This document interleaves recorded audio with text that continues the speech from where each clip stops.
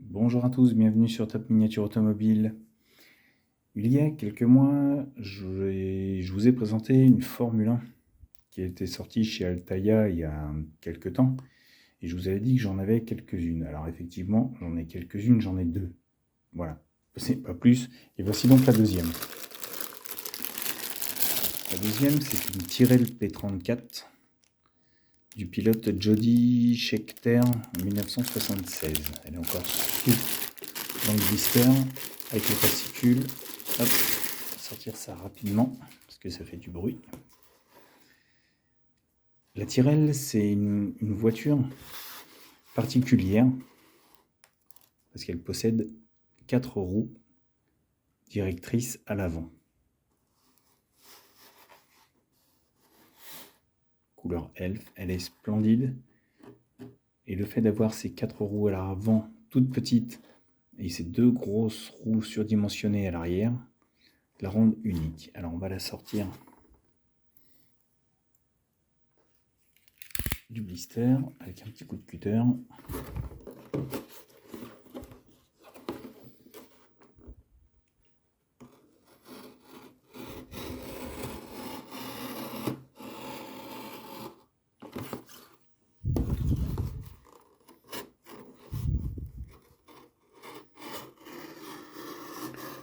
Ça proprement.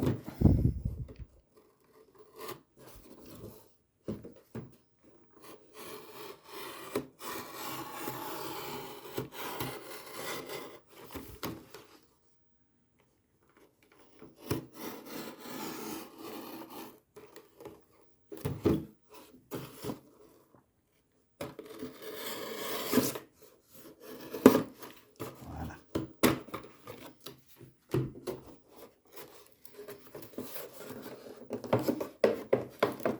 Allez.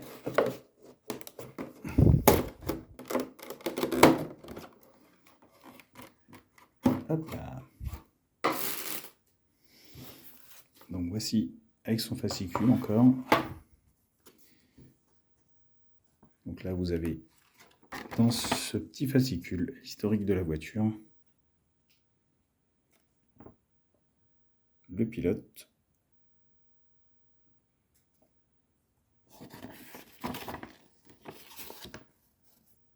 quelques photos emblématiques, quelques anecdotes qui vont bien.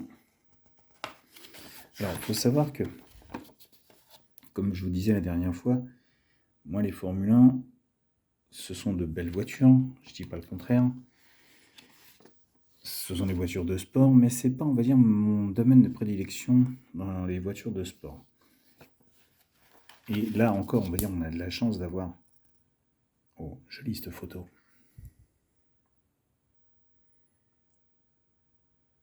On a la chance d'avoir, on va dire, enfin pour ma part, connu des voitures où les Formule 1 étaient encore des voitures pilotées par des pilotes et non plus des ordinateurs pilotés par des gens à distance avec un gars au volant. Je n'ai rien contre l'évolution, contre le progrès et tout ça que peuvent procurer ces voitures en termes de progrès technique et tout ça. Il n'y a rien là-dessus. Mais on va dire que pour moi, les Formule 1 d'époque, c'était des Formule 1. C'était les voitures, encore, où les pilotes prenaient des risques pour les conduire, où les réglages se faisaient au stand et non à distance avec un ordinateur. Enfin, bon, ça c'est mon point de vue à moi, mais c'était un sport mécanique à part entière et pas, on va dire, une prouesse informatique.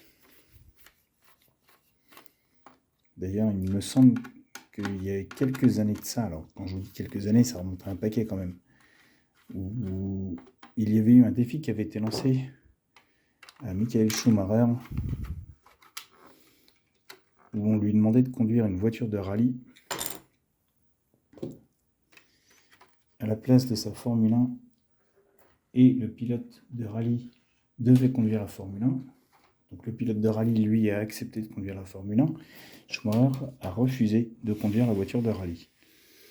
Ne me demandez pas pourquoi, mais je crois que j'ai ma petite idée sur le fait que les voitures de rallye étant beaucoup plus techniques qu'une Formule 1, maintenant, enfin à l'époque déjà, ça avait, il me semble, clashé un petit peu. Pour ceux qui ont l'anecdote, tiens, dites-moi si je me trompe sur ça, parce que moi c'était toujours ce que j'ai entendu dire dans les années 90, début 2000. Donc ça serait intéressant à savoir si effectivement ce défi avait été bien proposé.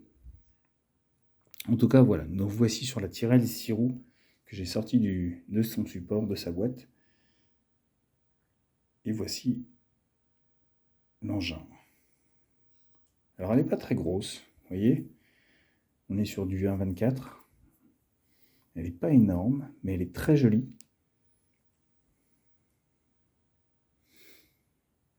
Avec son V8 Ford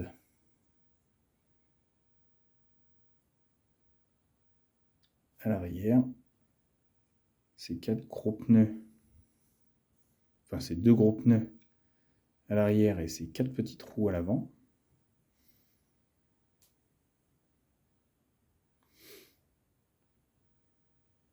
Elle était assez particulière en look. Le cockpit avec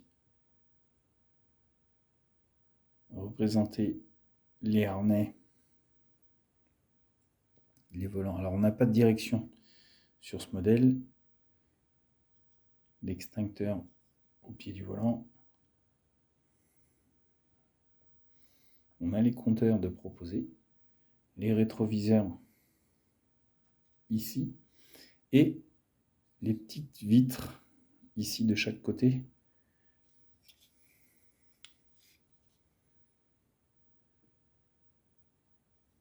Dans lequel le pilote pouvait voir quand même ce qui s'y passait un petit peu parce que comme vous le voyez, vous l'avez vu sur les photos, la cellule est protégée assez haut par cette espèce de cockpit qui vient protéger le pilote. Et donc je pense que la vision devait être un peu limitée quand même.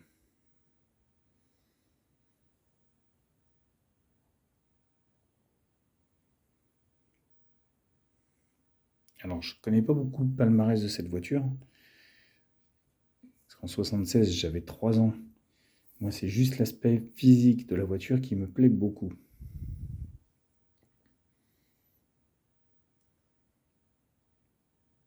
Franchement, la lame devant, l'aspect esthétique de cette voiture est le premier critère qui m'a fait l'acheter. À l'arrière, on voit qu'il y a du travail au niveau des suspensions, du train arrière, du refroidissement, des échappements, de la boîte de vitesse, du moteur. On voit qu'il y a un beau travail de recherche sur la présentation de cette voiture par Altaïa.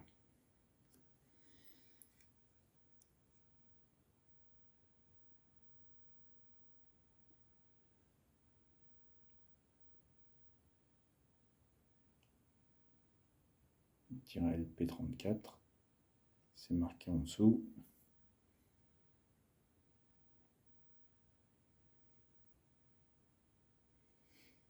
Le détail des trains avant. Alors je dis des trains avant, parce que comme il y a 4 roues, ça fait 2 trains avant.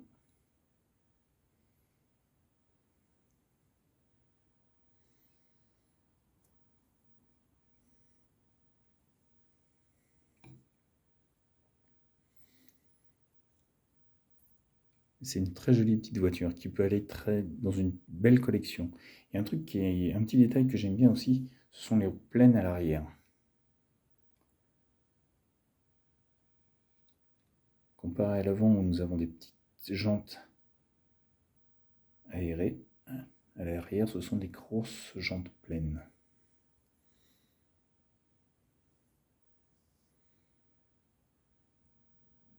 Alors quand je vous dis là, la collection Ferrari, il y a eu une collection Ferrari aussi, mais il n'y en a que très peu qui m'intéressaient. Et honnêtement, je ne me suis pas lancé dedans. Déjà parce que je n'ai pas suivi du tout ce qui a été sorti. Et honnêtement, les Formule 1, il y a eu tellement d'écuries quand le début de la Formule 1 a été promu au rang de sport mécanique à part entière, qui sont sortis, que ça fait une collection qui est énorme quand même. Et honnêtement, je ne me serais pas lancé là-dedans.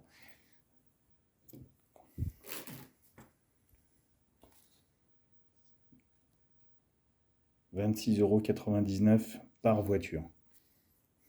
Ce qui en soi, pour du 1,24, est raisonnable, mais multiplié par le nombre de voitures de la collection, ça représente un bon petit paquet. Voilà, et bien écoutez, les amis, je vais vous laisser détailler cette formule. N'hésitez pas à me laisser vos commentaires comme d'habitude sur la chaîne.